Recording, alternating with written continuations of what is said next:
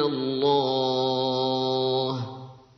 ألا نعبد إلا الله ولا نشرك به شيئا ولا يتخذ بعضنا بعضا أربابا من دون الله فإن تولوا فقولوا اشهدوا بأننا مسلمون. يا أهل الكتاب لم تحاجون